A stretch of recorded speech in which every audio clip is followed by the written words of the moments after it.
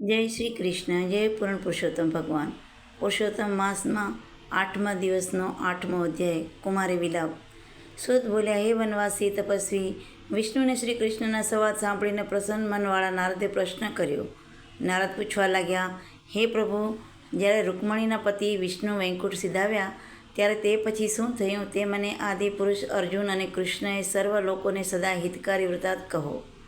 આવું પૂછવાથી હર્ષ પામેલા તે જગતને આનંદ આપનાર રૂકમણીના નાથ વિષ્ણુ ગૌલોકવાસીને મળ્યા અને પછી આનંદથી વૈકુંઠમાં સિધાવ્યા અને ત્યાં જઈને તે અધિક માસને પણ પાસે વસાવ્યો.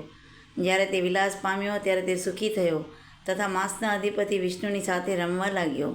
મારા ઉપર પ્યાર રાખે મારા પ્રભુ એવા વિષ્ણુ મલમાસને 12 માસનો ઉત્તમ કહી મનથી પ્રસન્ન થયા. એ પછી યુધિષ્ઠિર તથા દ્રૌપદી કૃપાથી જોતા ભક્ત વત્સલ ભગવાનને અર્જુને આ વચન કહ્યું. રાજાઓમાં શ્રેષ્ઠ હું એમ જાણું છું કે તપોવનમાં આવવાથી દુઃખમાં ડૂબેલા તમોએ પુરુષોત્તમને આદર કર્યો નથી. વૃંદાવનમાં ચંદ્રરૂપ શ્રી કૃષ્ણનો વહાલો પુરુષોત્તમ માસ વનમાં રહેતા તમારી પ્રસન્નતાથી ગયો, પણ ભય તથા દેશવાળા તમોએ ભીષ્મ, દ્રોણ અને કર્ણથી ભયભીત મન હોવાથી તેને ઓળખ્યો નહીં. દેવાયત વ્યાસથી પ્રાપ્ત થયેલી વિદ્યાની આરાધનામાં તત્પર તથા યુદ્ધમાં શોભનાર અર્જુન જ્યારે ઇન્દ્રકીલ પર્વત પ્રત્યે ગયો ત્યારે તેના વિયોગથી કલેશ પામતા તમે પુરુષોત્તમને જાણ્યો નહીં. હવે શું કરી શકાય? માટે અદ્રષ્ટપણાને આશ્રય કરો. જેવું પુરુષોનું ભાગ્ય હોય છે તેવું જ હંમેશા પાસે છે. અસ્ત્રદળથી થયેલું ફળ જરૂર ભોગવવું પડે છે. મનુષ્યોને અદ્રષ્ટથી સુખ કે દુઃખ, ભય અને કલ્યાણ પ્રાપ્ત થાય છે. તમે પણ હાલ અદ્રષ્ટતામાં આસ્થા રાખવાથી સ્થિતિ કરો. વળી હે મહારાજ, બીજું પણ તમારા દુઃખનું કારણ ઇતિહાસ સહિત કહું છું, તે મારા મુખથી સાંભળો.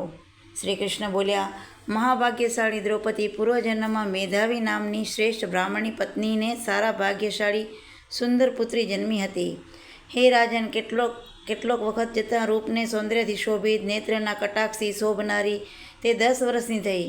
ચતુરતાના ગુણોથી સંપન્ન ચતુર એવી ગુણ સુંદરી પિતાને એક જ પુત્રી હતી. તે બહુ વહાલી હોવાને લીધે તેને હંમેશા લાડ લડાવતા, ક્યારે પણ ઠપકો આપતા નહીં. વળી સાહિત્ય શાસ્ત્રમાં પ્રવીણ અને નીતિમાં પણ નિપુણ હતી. તેની માતા પહેલાં સ્વર્ગમાં જવાથી પિતાએ હર્ષથી તેને પોષી હતી.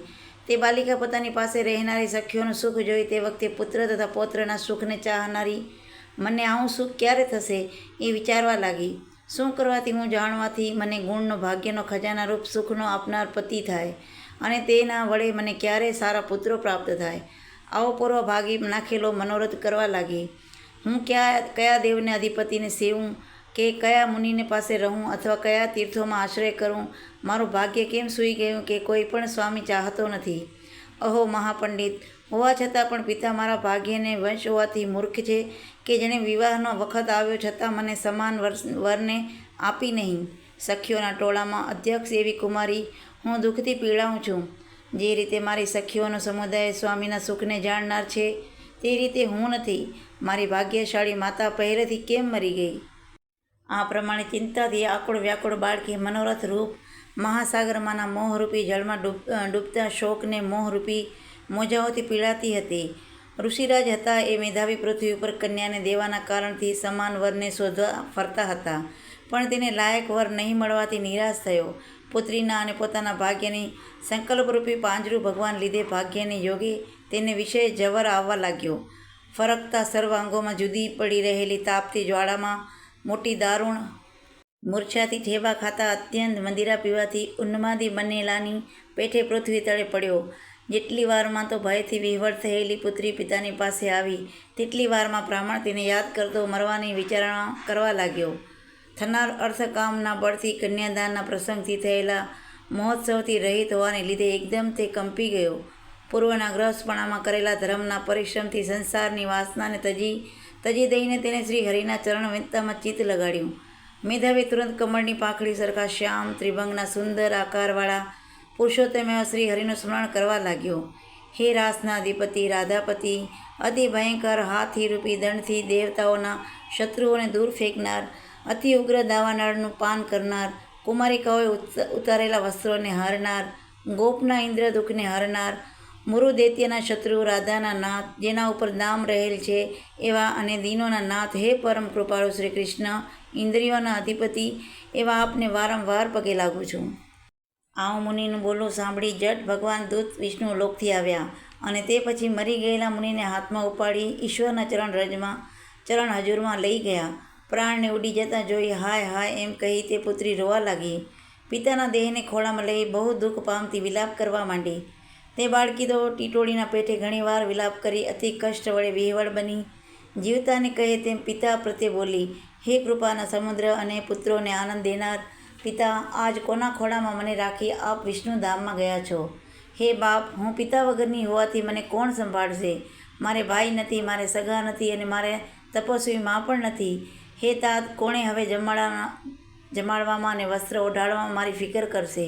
હે મુનિ શ્રેષ્ઠ મનુષ્યો, વગર અરણ્યમાં વેદના અવાજ વગરના આશ્રમમાં હું કેમ રહી શકું? માટે હવે મરી જઈશ. મારે જીવવાની શી જરૂર છે? હે દીકરી ઉપર સ્નેહ રાખનાર તપના ખજાના રૂપ પિતા, વિવાહ વિધિ કર્યા વગર જ મને અટોલી મૂકીને આપ કેમ ચૂપ થઈ ગયા છો? માટે અહીં આવો. હે તાત, તમે ઘણી વારથી સૂતા છો, માટે ઊભા થાઓ, ઊભા થાઓ. કેમ ચૂપ રહ્યો છો? અમૃતના સરખી વાણી બોલો. આવું કહી આ બાળકી વારંવાર વિલાપ કરવા લાગી અને ટીટોળીના સરખી અતિ દુઃખ પામેલી પીડાવાળી તે છૂટે મોડે રોવા લાગી. તે પુત્રીનું રોવું સાંભળી તે વનમાં વસનાર તપસ્વી બ્રાહ્મણો આ તપોવનમાં કોણ અત્યંત દયા ઉપજાવે એવું રડે છે એમ મનમાં ધારી ફરીથી મેધાવી ઋષિની પુત્રીના શબ્દને નિશ્ચય કરી ઉતાવળ સહિત હાહાકાર કરતા ત્યાં આવ્યા. આવીને સગડાઓએ પુત્રીને ખોળામાં રહેલ મરેલા મુનિને જોયા. ત્યારે વનમાં રહેનાર તમામ મુનિઓ રોવા લાગ્યા. તેઓએ પુત્રીના ખોળામાંથી મળદાને શમશાનમાં શિવની નજીક લઈ જઈ યજ્ઞની વિધિપૂર્વક લાકડા ખડકીને બાળ્યું. બાળીને આવ્યા પછી કન્યાને દિલાસો દઈ તે સગડાઓ પોતાના સ્થાને ગયા અને કન્યાને ધર્મશાસ્ત્ર પ્રમાણે પિતાની પરલોક સંબંધી દેહની પાછળ કરવાની ક્રિયા પૂરી કરી. પુત્રીએ વનમાં નિવાસ કર્યો. દાજેલી કેળ સરખીને કોમળ બાળકી વાછરડાના મરવાથી જેવી ગાય નિસ્તેજ થઈ જાય તેવી પિતાથી થયેલા દુઃખરૂપ અગ્નિથી દગ્ધ થતી નિસ્તેજ થઈ હતી. આ પ્રમાણે બ્રહ્માનંદીય પુરાણમાં પુરુષોત્તમ મહાત્માએ શ્રી નારાયણ નારદ સંવાદમાં કુમારે વિલાપ આ નામનો 8મો અધ્યાય પૂરો થયો. બોલો પૂર્ણ પુરુષોત્તમ ભગવાનની જય. જય શ્રી કૃષ્ણ.